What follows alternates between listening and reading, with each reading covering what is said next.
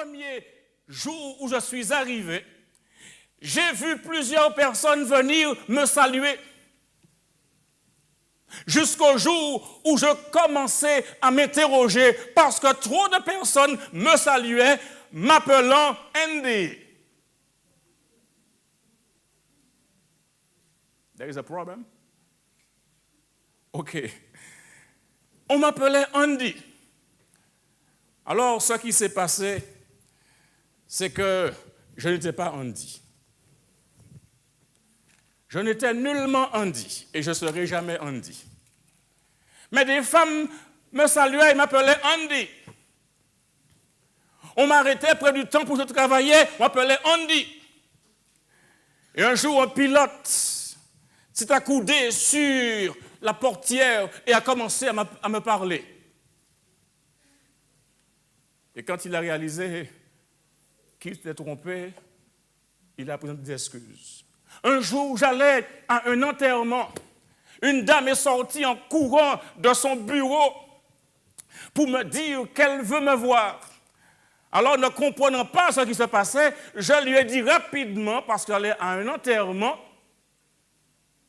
qu'à mon retour, je m'arrêterai et je m'entretiendrai avec elle. Et effectivement, à mon retour, je suis entré au bureau et elle a commencé à déballer une histoire de maison en bois, de kit de ceci, de cela, ne réalisant pas que je n'étais pas la personne qu'elle voulait voir ou à qui elle s'adressait.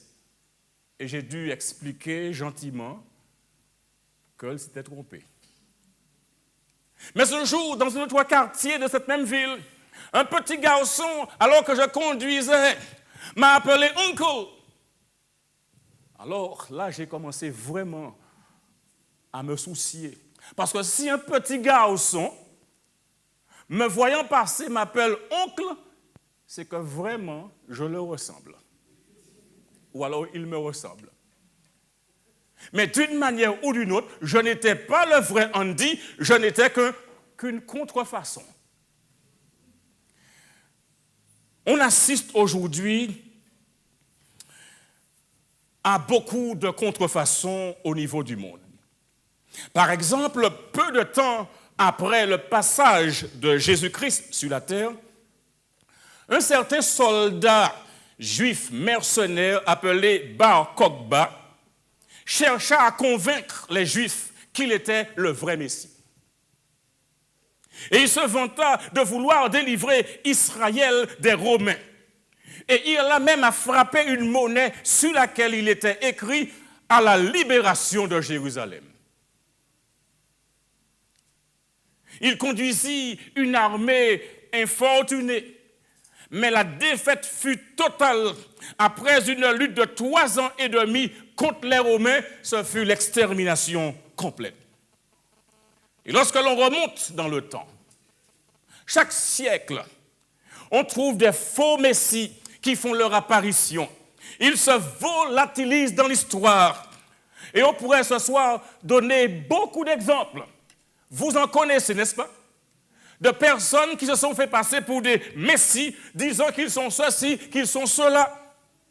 Des prétendus messie, être le véritable messie, qui ont accepté les titres que leur confèrent leurs disciples. Avant la chute de Jérusalem, avant la destruction du temple, Jésus a prédit dans Matthieu 24 que beaucoup de faux Christ viendraient. Matthieu chapitre 24, verset 5, nous déclare ceci. Matthieu chapitre 24, verset 5 dit: Jésus leur répondit, prenez garde que personne ne vous séduise. Verset 5, car plusieurs viendront sous mon nom, disant, c'est moi qui suis le Christ. Et que feront-ils? Ils séduiront beaucoup de gens. Jésus a non seulement dit que des personnes viendront et diront qu'elles sont le Messie, qu'elles sont le Christ, Mais en plus de le dire, beaucoup de personnes seraient séduites. Au verset 11 de Matthieu 24, il est dit « Plusieurs faux prophètes s'élèveront et ils séduiront beaucoup de gens. » Il est question ici de faux Christ. Et maintenant, question de faux prophètes qui s'élèveront et plusieurs d'entre eux sont venus après Christ et ceux qui donnent un avant-goût des choses à venir. Par exemple, dans Matthieu chapitre 24, le verset 24, l'Écriture déclare « Car il s'élèvera de faux Christ et de faux prophètes. Ils feront de grands prodiges et des miracles au point de séduire, s'il était possible, même les élus. » Je voudrais que vous notiez cela. Il est déclaré dans Matthieu chapitre 24, verset 24, que de faux Christ et de faux prophètes s'élèveront. Et ces faux Christ et ces faux prophètes feront des miracles, feront des prodiges, des choses qui vont étonner, des choses qui vont émerveiller, mais réalisées par des faux Christ et des faux prophètes. Bar Kokhba a trompé au 1er siècle. Au dernier jour, de faux Christ, de faux prophètes feront leur apparition et ils tromperont un grand nombre de personnes. Et même des gens religieux, même des gens qui lisent la Bible, s'ils ne font pas attention, seront séduits. Et si tel est le cas, il convient pour nous d'être vigilants, n'est-ce pas? Il convient pour nous d'avoir nos yeux grands ouverts, n'est-ce pas? Il convient pour nous de ne pas nous laisser embobiner par n'importe quoi, de ne pas manger, à ne pouvoir respirer, à ne pouvoir réfléchir, mais être sobre, à ne pas travailler au point de se fatiguer et être épuisé pour ne pas pouvoir réagir. Dans l'Apocalypse, Dieu décrit 2 maîtres. Combien de maîtres? 2 maîtres. Le premier maître qui est décrit, c'est l'agneau de Dieu. Qui est l'agneau de Dieu? Dites-le fort. Jésus-Christ est l'agneau de Dieu. Dans l'Apocalypse, chapitre 14, verset 4, voilà ce qui est décrit. Apocalypse, chapitre 14, verset 4.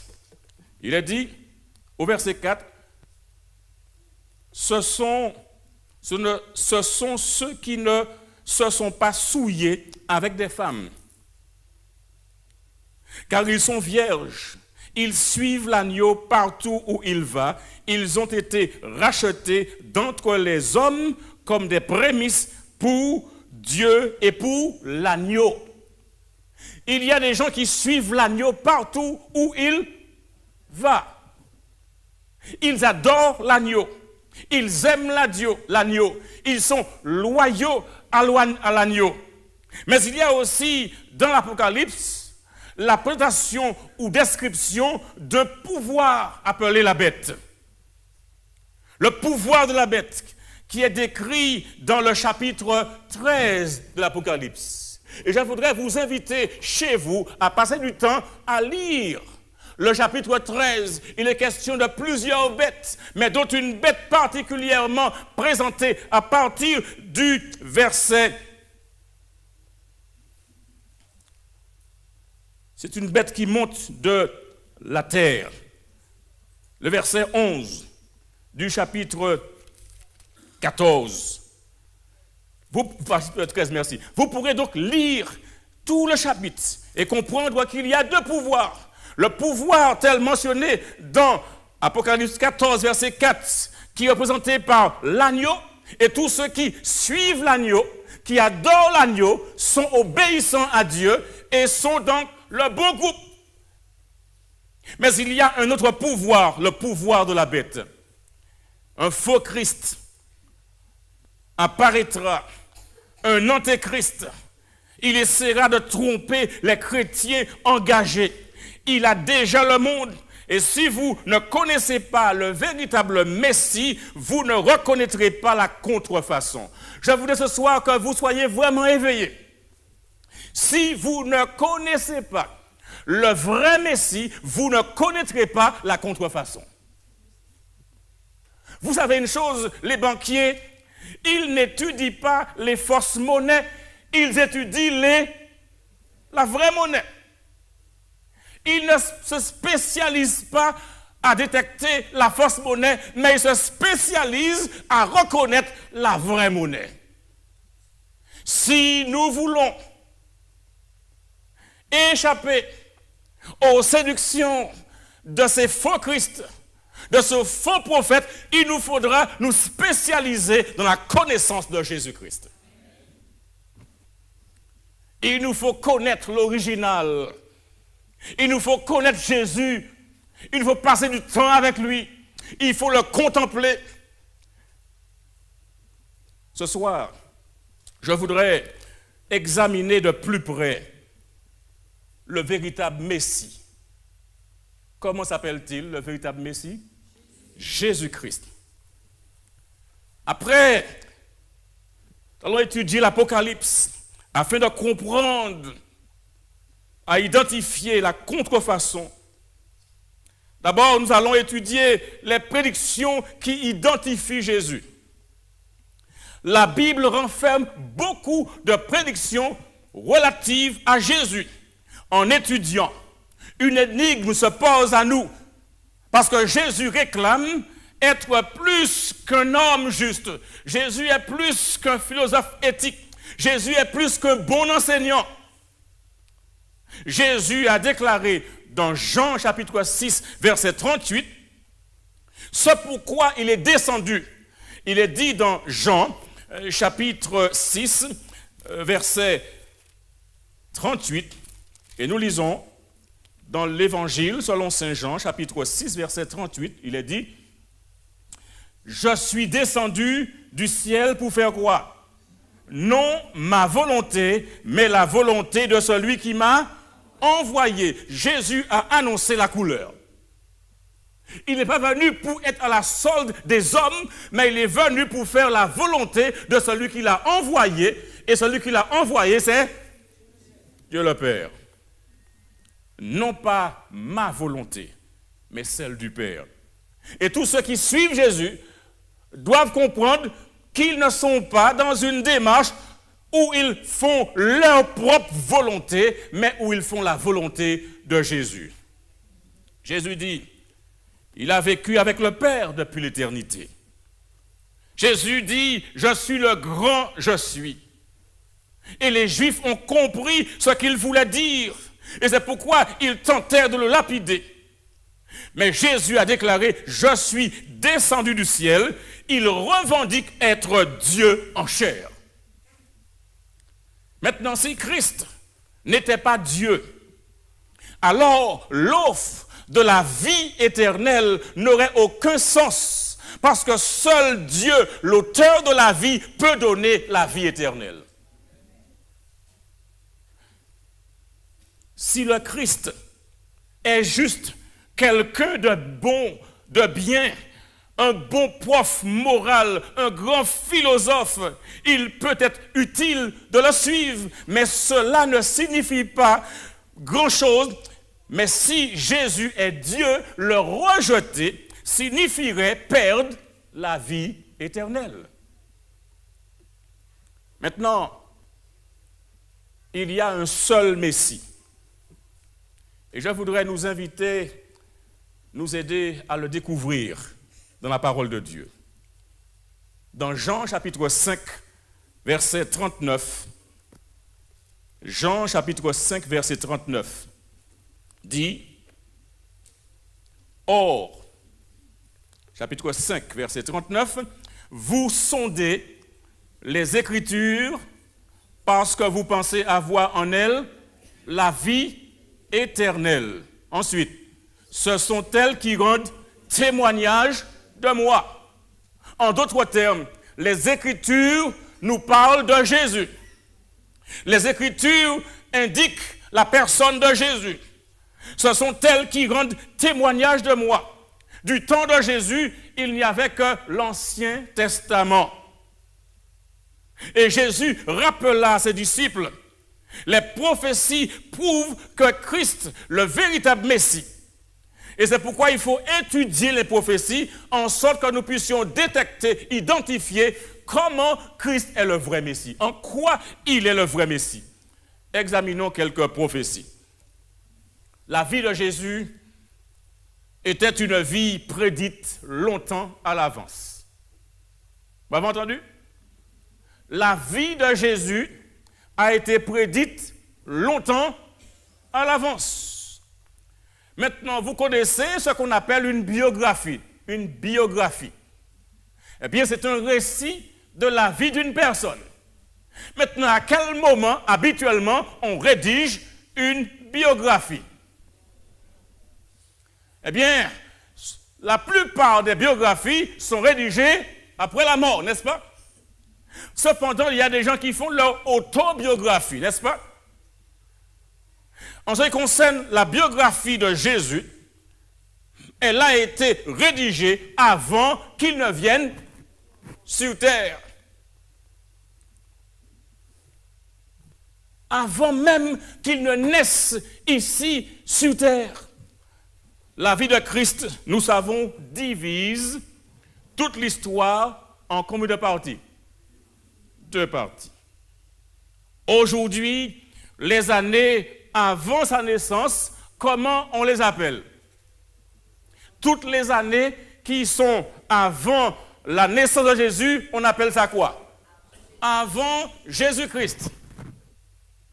Et celles qui sont après sa naissance, on les appelle après Jésus-Christ. Donc le temps est divisé entre avant Jésus-Christ et après Jésus-Christ. Et nous appelons ces années, par exemple, l'an 100 avant Jésus-Christ ou l'an 100 après Jésus-Christ. Il y a aussi des mots en latin qui sont utilisés, Anno Domini.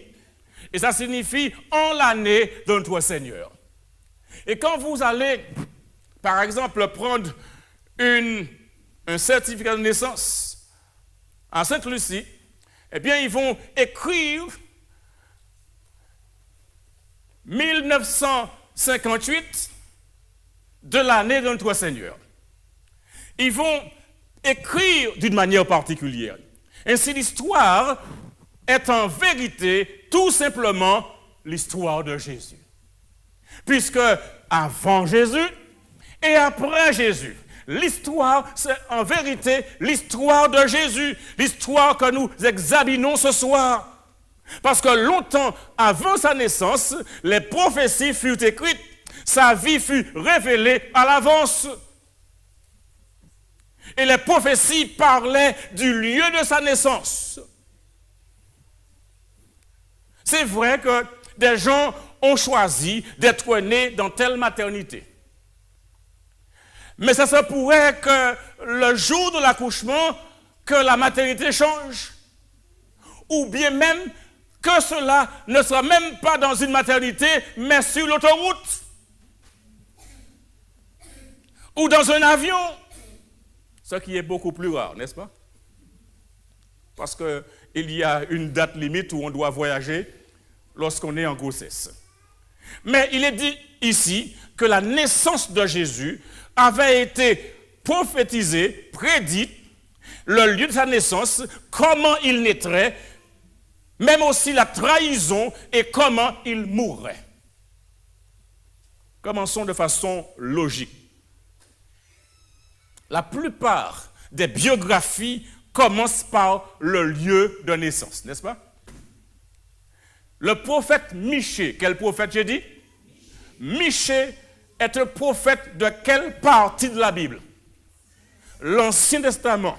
Michée a vécu 700 ans avant Jésus-Christ. Et Michée, dans son 5e chapitre, au verset 2, a fait une déclaration 700 ans avant que Jésus ne vienne et ne naisse. Bethléem, de toi sortira celui qui dominera sur Israël. La Bible prédit Jésus devait naître à Bethléem. Et vous allez en Israël, vous allez visiter la ville de Bethléem. Vous allez remarquer beaucoup de choses qui sont là et qui constituent des éléments indiquant ce passage. Les enfants savent que Jésus vivait à Bethléem. Maintenant, pourquoi une femme enceinte, prête à accoucher, ferait un voyage de 150 km sur un âne de Nazareth à Bethléem? Pourquoi Marie et Joseph laisseraient le contrée pour aller à Bethléem? Eh bien, il faut comprendre que le voyage à Bethléem ne fut pas une idée de Joseph et de Marie.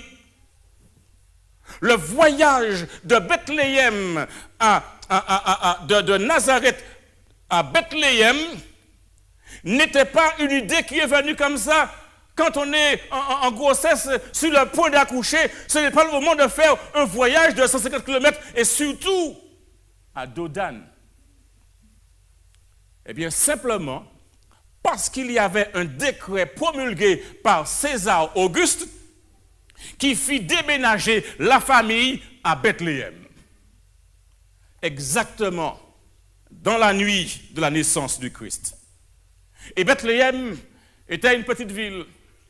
Peu de maisons, encore moins d'hôtels, moins de chambres d'hôtes, déjà complet, parce que la Bible déclare qu'il n'y avait pas de place dans l'hôtellerie. La nuit où le Messie naquit, comment Michée, le prophète, pouvait-il savoir 700 ans auparavant, comment peut-il savoir que le Messie naîtrait à Bethléem? La Bible décrit également l'arbre généalogique de Jésus. Dans Ésaïe, chapitre 7, verset 14, il est dit, « Voici, la fille sera enceinte, elle enfantera un fils, et elle lui donnera le nom d'Emmanuel. » Que signifie Emmanuel? Dieu avec nous. La fille sera enceinte. Elle enfantera un fils et elle lui donnera le nom d'Emmanuel, Dieu avec nous, ce qui est sa signification. Né à Bethléem, ce serait une naissance miraculeuse, née d'une vierge. Aucune indication ici ne laisse présager le doute, parce que tout est clairement indiqué. Et cela est inscrit dans la parole de Dieu. Maintenant, les hommes ridiculisent le fait que l'une des preuves, des grandes preuves de la divinité du Christ ne fut pas conçue de façon biologique par un homme, mais conçue par le Saint-Esprit. Dieu homme né dans le ventre de Marie, ceci est un miracle. Marie était perplexe. Et Gabriel lui dit dans Luc chapitre 1, versets 28 à 31, l'ange entra chez elle et lui dit, tu deviendras enceinte et tu enfanteras un fils et tu lui donneras le nom de Jésus. Parce qu'elle est perplexe et elle sait qu'elle n'a couché avec aucun homme. Comment pouvait-elle être enceinte? Elle est perplexe. Ainsi, l'ange Gabriel lui dit, l'ange entra chez elle et lui dit, tu deviendras enceinte et tu enfanteras un fils et tu lui donneras le nom de Jésus. Que signifie Jésus? Sauveur. Jésus sauve aujourd'hui. L'ange apparut à Joseph afin de le rassurer. Ne t'en va pas, parce que ces deux sont fiancés. Vous imaginez, vous êtes fiancés. Et soudain, votre fiancé, son ventre commence à monter. Et cela n'est pas votre action. Mais voyez Dieu, il intervient. Gabriel parle à Marie, parle à Joseph, afin de le rassurer. Ne t'en va pas, celui-ci est le Fils de Dieu. Michée, 700 ans auparavant, prédit la naissance du Messie à Bethléem. Ésaïe, 600 ans auparavant, prédit que le Messie naîtrait d'une vierge. Et les bergers aussi savaient qui était Jésus. Ma question ce soir est pour chacun de vous, chacun de nous. Est-ce que vous savez qui Jésus est? Les anges annoncèrent sa naissance. Et les anges ont chanté gloire à Dieu dans les lieux très hauts. Jésus, le Messie, était plus qu'un homme de bien, plus qu'un simple enseignant. Il est divin, il est le Fils de Dieu. Au-dessus de tous les faux Messies autoproclamés, Moïse écrit dans Nombre au sujet des étoiles qui guideront les rois mages vers le lieu de sa naissance. Dans Nombre, chapitre 24, verset 17, il est dit « Un astre sort de Jacob ». 1500 ans avant Jésus-Christ, la Bible prédit qu'une étoile sortirait de Jacob. Et le livre de l'Apocalypse appelle aussi Jésus l'étoile brillante du matin. Est-il donc surprenant qu'une étoile ait conduit les sages vers Jésus à sa naissance? Mes chers amis, les prophéties sont exactes. Donc vous et moi n'avons pas de doute. Christ est le Messie, Christ est le Fils de Dieu. Les rois mages vinrent et offrirent des dons et leur vie à Jésus. Des hommes sages cherchent toujours Jésus. Ils lui donnent leur cœur. Ils se prosternent. Ils lui donnent leur vie. Il est le Messie, le Sauveur, le Seigneur du monde. Et si nous avons besoin de pardon, c'est à Jésus qu'il nous faut aller. Besoin de guérison, c'est à Jésus qu'il faut aller. Besoin d'encouragement, c'est à Jésus qu'il faut aller. La vie de Jésus révèle son identité et ce que Jésus est prêt à faire pour chacun de nous. Ésaïe, le prophète, décrit les événements qui se produiraient dans la vie du Christ. Il décrit cela des centaines d'années auparavant. Ésaïe écrit de Jésus, dans Ésaïe chapitre 61, versets 1 et 2, « L'Éternel m'a oint pour porter de bonnes nouvelles aux malheureux, pour guérir ceux qui ont le cœur brisé, pour proclamer aux captifs la liberté et aux prisonniers la délivrance, pour publier une année de grâce de l'Éternel, pour consoler tous les affligés. » Où avez-vous vu ce verset?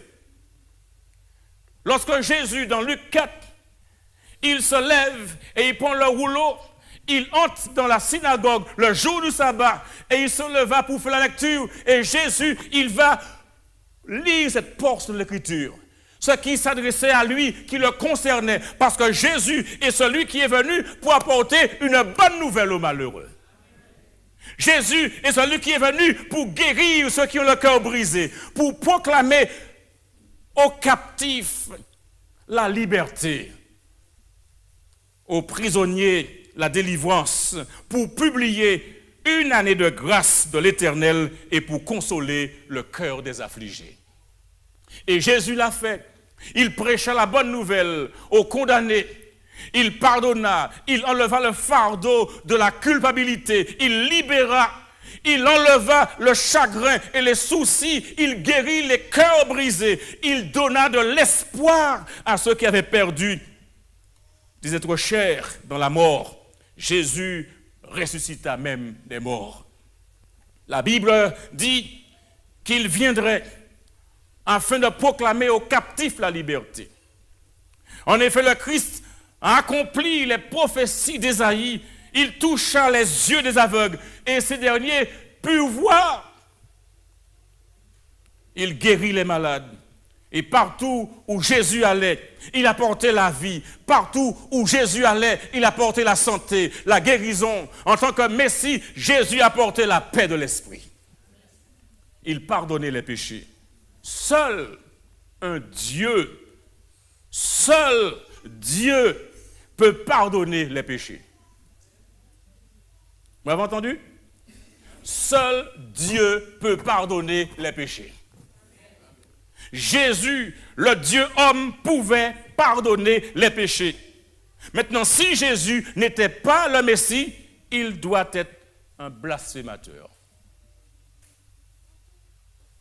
Mais Jésus, aujourd'hui, est celui qui intervient au niveau des hommes, au niveau des femmes. Et puis on peut trouver le pardon en Jésus. Jésus a ressuscité des hommes, des femmes. Et nous pensons à ce qu'il a fait pour Lazare. Lazare était mort. Depuis 4 jours, Lazare était dans le tombeau. Il sentait déjà. Des messages ont été envoyés à Jésus pour qu'il vienne rapidement parce que leurs frères étaient malades. Marthe et Marie pleuraient, voyant Lazare descendre et sachant que Jésus, leur ami, pourrait venir et pourrait faire quelque chose pour guérir Lazare de sa maladie parce qu'elles avaient vu Jésus à l'œuvre. Mais Jésus est resté plus longtemps là où il était. Et quand il fait cela, c'est pour que la gloire de Dieu soit manifestée. Parce qu'il avait une mauvaise philosophie de l'époque qui disait qu'après 4 jours, eh bien, il n'y avait plus d'espoir. Mais avant 4 jours, on pouvait encore ramener. Et Jésus a fait en sorte que le mort soit bien mort. Et quand Jésus est intervenu, eh bien, ces femmes, Marthe et Marie, ont commencé à faire en quelque sorte des reproches. Si tu eusses été là, notre frère ne serait pas mort. Mais Jésus a déclaré, ceci c'est pour la gloire de Dieu. Et devant le tombeau de Lazare, Jésus va demander qu'on puisse ôter la pierre, ôter la pierre. Et Jésus, d'une voix d'autorité, va appeler Lazare, sors. Et quand Jésus appelle Lazare, il sort, non pas mort, mais vivant. Jésus a tout pouvoir sur la mort. C'est pourquoi Jésus a déclaré, celui qui croit en moi vivra, combien même il serait mort. Et cette phrase de Jésus est là pour nous rassurer. Une phrase extraordinaire. Celui qui croit, je suis la résurrection et la vie. Jean 11, verset 25. Celui qui croit en moi vivra quand même il serait mort. Jésus a le pouvoir de ramener à la vie ceux qui sont morts. Maintenant, si Jésus ne le fait pas aujourd'hui, mais il y a une chose qui est importante, c'est qu'il le fera quand il l'aura décidé, parce que Jésus a déclaré que tous ceux qui descendent dans la tombe en harmonie avec lui auront part à la première résurrection. Et cette résurrection se fera au son de la trompette, à la voix d'un archange. Les morts en Christ ressusciteront. Les foules lui préparèrent une entrée triomphale. Ils ressentirent qui il était. Les foules acclamèrent « Hosanna, Hosanna, gloire à Dieu au plus haut des cieux ». Jésus, le Messie, était parmi eux. Elles le reconnurent. Les prophéties s'accomplirent comme les pièces d'un puzzle. Elles correspondent à Jésus-Christ. Plus de 40 prophéties accomplies, comprenant beaucoup de prophéties à la fin de sa vie. Plusieurs concernaient en particulier les dernières 24 heures de la vie de Jésus. Et ces derniers jours à Jérusalem, une prophétie décrit ce qui se passerait lors du dernier repas. Et vous connaissez le dernier repas. Il y a un psaume écrit par le roi David 1000 ans plus tôt. Au psaume 41, verset 9, il est dit, celui-là même avec qui j'étais en paix, qui avait ma confiance et qui mangeait mon pain, lève le talon contre moi. De qui pensez-vous il est fait allusion ici? Il est fait allusion ici à celui qui livrerait Jésus. Nous connaissons son nom, mais à l'époque, le nom n'était pas connu, n'est-ce pas? Mais nous savons, celui qui a livré Jésus, c'est Judas. Et jusqu'à maintenant, les gens continuent à dire, eh bien, tu agis avec moi comme un Judas. Comment David savait-il 1000 ans plus tôt qu'un ami trahirait Jésus et non pas un ennemi? Judas trahit Jésus dans le jardin. Jésus dit, ami, c'est avec un baiser que tu me trahis. Michée prédit, Bethléem serait le lieu de sa naissance. Le prophète Ésaïe prédit qu'il naîtrait d'une vierge. Moïse dit qu'une étoile sortirait de Juda. Ésaïe dit qu'il ouvrirait les yeux des aveugles, il guérirait les malades, ressusciterait les morts, pardonnerait nos fautes. David dit, un ami trahirait le Christ. Mes chers amis, les plus grandes prophéties parlent de Jésus-Christ. Et découvrir Jésus, c'est voir s'accomplir ses rêves et ses espoirs. Les espoirs de toutes les nations. D'autres prophéties s'accomplirent lors des derniers moments de sa vie. Dans Zacharie, chapitre 11, versets 12 et 13, il y a une prophétie magnifique. Je voudrais que vous notiez la complexité et l'exactitude de la prophétie. Il est dit dans Zacharie, chapitre 11, verset 12 et verset 13, il est dit qu'ils pesèrent pour mon salaire 30 cycles. Ils pesèrent pour mon salaire 30 cycles. La prophétie dit non pas de l'or, mais de l'argent, exactement 30 pièces. Pour combien d'argent Jésus a-t-il été vendu? 30 pièces d'argent. Exactement 30 pièces d'argent. Exactement comme Zacharie l'avait prédit des centaines d'années auparavant. Dans Zacharie chapitre 11, verset 13, « Et je pris les 30 cycles d'argent et je les jetai. Regardez, je ne les pris pas et les déposai, je les jetai, dit la prophétie, et je les jetai dans la maison de l'Éternel pour le potier. » Et ce qui s'est passé, Judas vendit le Messie pour peu d'argent. Le montant exact fut prédit 30 pièces d'argent. Savoir l'argent du sang fut trop lourd pour Judas, qui était désespéré. Il vint au temple et il jeta par terre l'argent du sang. Et Judas dit, j'ai trahi le sang innocent, j'ai péché. L'argent fut utilisé par les prêtres afin d'acheter le champ du potier, afin de faire un lieu d'enterrement pour les étrangers. Il y a 3 éléments ici dans la prophétie. Premièrement, le montant. Combien d'argent? 30 pièces. Le résultat, c'était quoi? La trahison. Le lieu, c'était quoi? Le temple. Dans Matthieu 27, versets 5 et 7, décrit l'accomplissement de la prophétie de Zacharie. Judas jeta les pièces d'argent dans le temple et se retira. Ils achetèrent avec cet argent le champ du potier pour la sépulture des étrangers. Zacharie avait prédit une centaine d'années avant. Matthieu avait noté l'accomplissement de façon minutieuse. Jésus est plus que quelqu'un de bien. Jésus n'est pas un gourou du New Age. Jésus n'est pas un philosophe. Jésus est le Fils de Dieu. Il demande notre fidélité. Et dans les derniers jours, chacun choisira à qui il sera fidèle, Jésus ou la bête.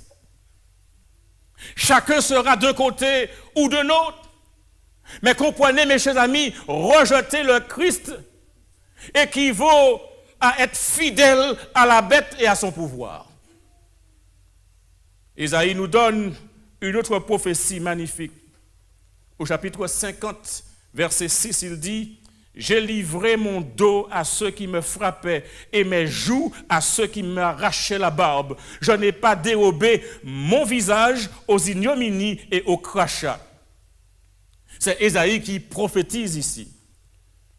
Et il dit, Jésus sera fouetté, son dos lacéré, les méchants soldats lui arracheront la barbe, lui cracheront au visage. Les soldats romains, très robustes, renforcés par toutes sortes de choses, des morceaux de fer vont être utilisés et des bouts d'engin vont être utilisés, s'appuyant pour faire du tort à Jésus. S'approchèrent du Fils de Dieu, nus jusqu'à la taille, des coups de fouet sur son dos. Sa chair est écorchée. Je vous pose ce soir la question. Qui c'est qui souffre autant le front ensanglanté?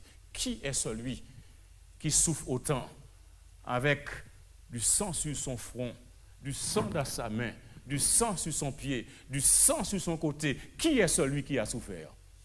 Jésus. Et pour qui a-t-il souffert? Pour moi, pour vous, pour nous. Jésus, le Fils de Dieu, qui vient payer la rançon pour votre péché et pour le mien. Et les prophètes l'avaient prédit. Le moment exact où il viendrait, l'endroit précis où il naîtrait. Il naîtrait d'une vierge, il mènerait une vie de guérison, une vie de pardon, une vie d'amour, une vie de puissance. Et Jésus est mort comme cela a été prédit par les prophètes. Au psaume 22, verset 16, il est dit, « Ils ont percé mes mains et mes pieds. » Maintenant, la crucifixion a été introduite par les Romains environ 150 ans avant Jésus-Christ. Au temps de David, la crucifixion n'existait pas. Celui qui a aboli la crucifixion, c'est Constantin. Et il a fait 350 ans après Jésus-Christ. Ainsi, nous comprenons que la notion de crucifixion, lorsque David écrivait, n'existait pas. Mais comment David savait-il que les mains de Jésus seraient percées? Eh bien, David l'a su parce que l'Esprit Saint le lui a révélé, afin que nous n'ayons pas de doute que Christ est le Messie. Et Zacharie, au chapitre 12, verset 10, déclare, « Ils tourneront les regards vers moi, celui qu'ils ont percé. » Les mains de Jésus, son côté, ont été percés pour vous et pour moi. Et la Bible, longtemps auparavant, nous l'avait annoncé. Il est mort. La mort que je méritais, parce que le salaire du péché, c'est la mort. La mort du Christ est plus qu'une mort de martyr, plus qu'une mort de combattant de la liberté qui meurt pour une bonne cause. Jésus est mort à ma place, Jésus est mort à votre place. Regardez bien la précision de cette prophétie. Au psaume 22, verset 18, « Il se partage mes vêtements, il tire au sort ma tunique. » Jésus ne possédait que peu d'affaires. Il était de coutume que les soldats se les partageaient entre eux. Pour partager son vêtement, il fallait le couper, le détruire, puis il tirait au sort. Nous avons ici des preuves archéologiques qui indiquent que les soldats romains tiraient au sort sur la Via Dolorosa à Jérusalem. Nous avons aussi les baraques militaires qui comportent des inscriptions de jeux de hasard. gravés sur le trottoir. C'était un jeu de dés. Quelle précision! Dieu a laissé de telles preuves pour que nous comprenions que Jésus est le véritable Messie. Pour que nous ayons confiance que Jésus est celui annoncé par les prophètes. Et tout le monde saura que Jésus-Christ est monté sur la colline de Golgotha. Jésus-Christ fut cloué à la croix à Golgotha. Jésus était le Messie venu pour vous offrir la vie éternelle. Et comme le brigand, des millions de personnes s'écrient, « Seigneur, souviens-toi de moi lorsque tu seras dans ton royaume. Souviens-toi de moi. Souviens-toi de moi. » Mais il y a aussi une autre prophétie. Au psaume 34, verset 20. Il est dit, « Il garde tous mes os, aucun d'eux n'est brisé. » Les os de Jésus ont-ils été brisés? Non. 3 croix, 2 brigands, un de chaque côté de Jésus. Les soldats, voyant que le premier brigand n'était pas mort, lui brisèrent les jambes. Pareil pour le deuxième brigand. Mais lisez l'histoire dans Jean 19, versets 32 et 33. Qu'est-il dit dans Jean 19, versets 32 et 33? Et je voudrais que vous notiez cela. Jean, chapitre 19, versets 32 et 33. Qu'est-il dit?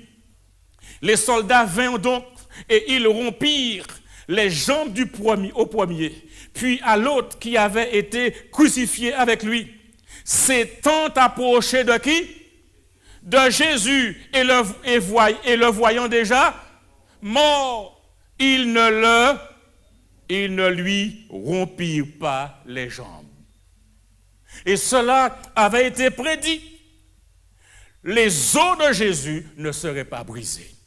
Les soldats sont venus pour faire le travail.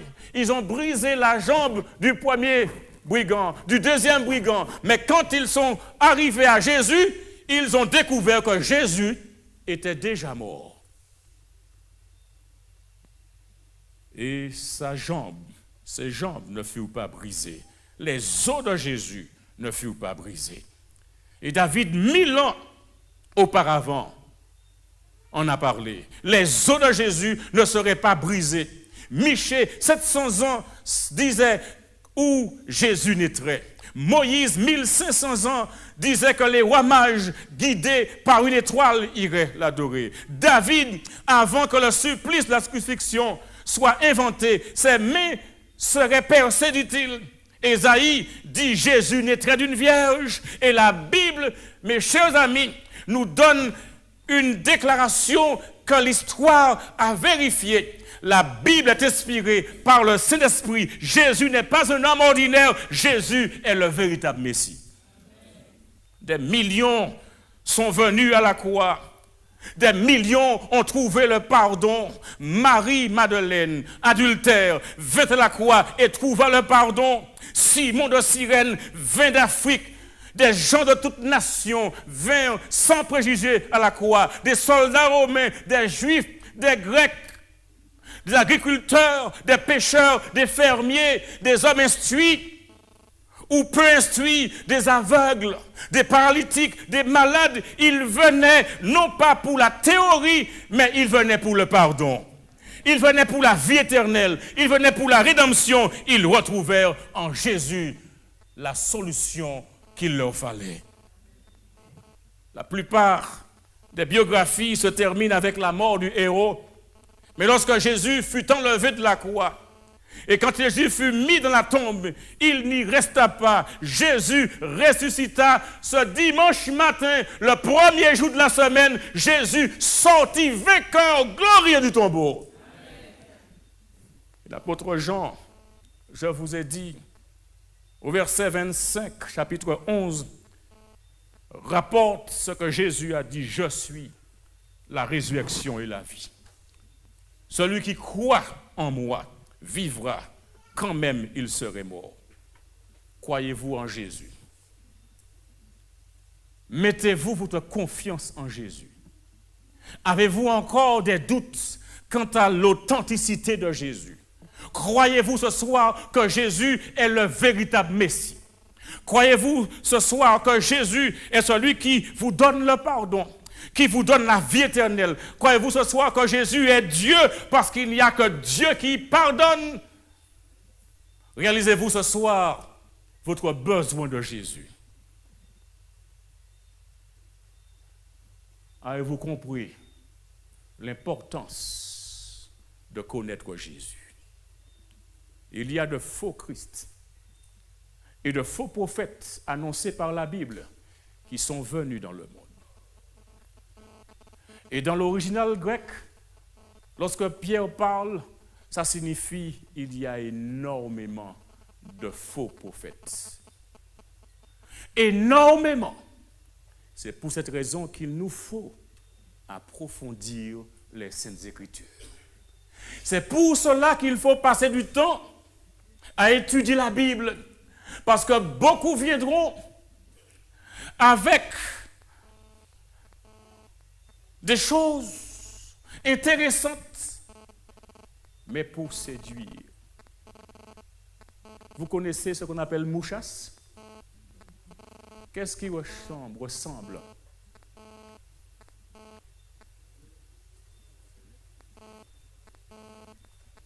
On parle de l'envers, et Ontoloma. L'envers et mouchas, c'est ça? Est-ce la même chose? Non. Vous connaissez topinambou? Et vous connaissez aussi gingembre? Vous connaissez aussi balérie? Mais vous connaissez aussi cette plante-là qui ressemble énormément. Balérie. Mais on ne se trompe pas. Ce n'est pas la même chose. Il nous faut passer du temps à étudier la parole de Dieu. Ne laissez personne vous faire avaler du mouchache à la place de l'envers. Ok. Vous préférez quoi, Toloma ou l'envers? L'envers, c'est pour faire. On lave, c'est ça? Non? Amidon. Mouchasse, c'est lorsqu'on. Pour le vêtement. Et lequel on mange là? Toloma. Il y a des gens qui viennent avec ce produit qu'on appelle mouchasse. Et ils vous disent que c'est du Toloma. Il y a des gens qui disent qu'ils sont le Christ, qui sont le vrai prophète, mais en fait ce sont de faux Christ et de faux prophètes. Vous les reconnaîtrez à leurs fruits. Il n'y a qu'un seul Christ, un seul Messie, et son nom c'est Jésus-Christ. Et la seule façon de le découvrir, c'est d'aller à la Bible, d'être des spécialistes de la connaissance de Jésus. Et ça signifie qu'on passe du temps avec Jésus. Chaque jour, lorsque les choses vacillent, comme lorsque les choses vont bien, on est avec Jésus parce que c'est lui notre direction. C'est lui notre sauveur, notre Seigneur. Et ce soir, nous voulons lui dire, Seigneur Jésus, nous t'aimons, nous t'acceptons, nous te demandons de prendre la direction de notre vie. Voulez-vous faire ça ce soir? Combien veulent dire, Seigneur Jésus, je veux que tu prennes la direction de ma vie. Je veux que tu sois mon maître, mon sauveur. Je t'accepte ce soir dans ma vie. J'invite tous ceux et toutes celles qui veulent faire cela ce soir et qui lèvent la main de se mettre debout. Nous avons dit ce soir que nous prierons. Et nous avons ici une boîte dans laquelle les requêtes de prière sont plongées. Et alors que nous chantons maintenant, nous ne serons pas longs. J'invite tous ceux et toutes celles qui ont des requêtes de prière à venir maintenant, à placer les requêtes dans cette boîte. Et nous allons prier à la fin. Faisons-le vite, l'heure est arrivée déjà. Et nous allons chanter « C'est mon joyeux service ». C'est mon joyeux service d'offrir à Jésus-Christ. Et alors que nous plaçons ces requêtes de prière, nous avons confiance que Dieu, il peut résoudre, il peut répondre à nos besoins. Il peut satisfaire chacun de nos besoins. Nous lui faisons confiance. Nous lui disons, Seigneur, prends la direction de notre vie. Tu sais ce que nous endurons. Tu sais ce que nous traversons. Mais nous avons confiance en toi. C'est toi que nous voulons servir. C'est avec toi que nous voulons être. C'est auprès de toi que nous voulons rester. Et ce soir, nous voulons nous présenter au Seigneur. Nous voulons lui dire, Seigneur, tu sais toutes choses. Prends la direction. Prends-nous par la main. Allons prier maintenant. On va chanter ensemble, n'est-ce pas? Notre heure est arrivée. Prions le Seigneur. Notre Dieu et notre Père céleste, béni soit ton Saint-Nom. À travers ce message ce soir, tu nous as montré, à travers les différentes prophéties qui ont été faites concernant le Messie, le véritable Messie, Jésus-Christ, où il naîtrait, comment il naîtrait. Et nous avons aussi compris ce qui se passerait de sa naissance jusqu'à sa mort sur la croix du Calvaire. Mais un Messie qui n'est pas venu, qui n'est pas mort seulement pour nous sauver et qui est resté dans un tombeau incarcéré, mais un Messie qui est sorti victorieux du tombeau. Un Messie qui est venu et qui a apporté l'espoir. Aujourd'hui, Jésus est le véritable sauveur du monde. Jésus est le véritable maître du monde. Il est notre Rédempteur, notre Seigneur. Il est Dieu. Il pardonne nos péchés. Ô Père, nous te louerons et nous te bénissons pour ce que Jésus a fait. Pour ce que Jésus a fait pour chacun de nous. Et dans cette boîte, nous avons déposé ces requêtes de prière. Et tu les connais, Seigneur. Tu sais les personnes qui les ont déposées. Tu connais leur situation. Tu sais ce qu'elles traversent. La maladie, les épreuves, le chômage, les luttes, les soucis de la vie. Oh Seigneur, certains sont vraiment en difficulté.